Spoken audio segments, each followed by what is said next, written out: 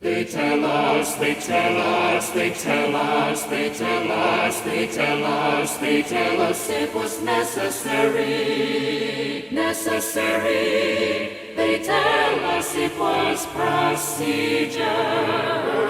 Danger, it lurks in the shadows, where the cameras shake and the truth arrives late. They always start with verbs, launch, threaten, resisted. They rarely start with names. Ronnie, Alex, Gerald,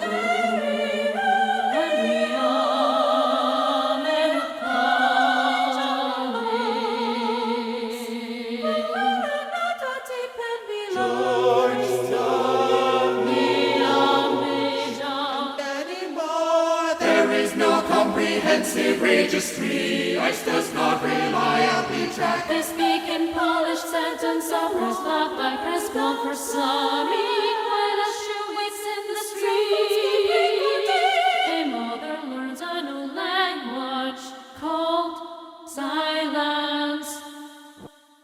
Holding up rehearsed in lines like shields, like scripture. They say it's not like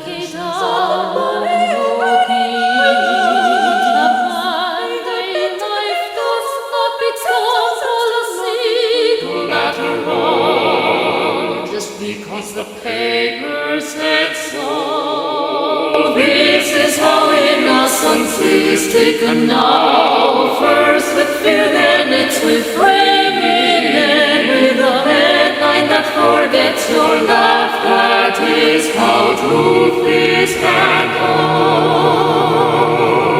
Redirected, reworded, wrapped in uniforms and acronyms, till it fits inside a talking point, deflecting words of mask. A shiny pet and a mask. Mask. Nice. Just remember, you can spell that too with a $30,000 ball. Yeah. Listen now, because here's where it all makes sense. When the world stops striking, what divides it? The world will rediscover what connects it. We must pray for our leaders and not curse them, for no one person is the fracture, only the reflection. Amen.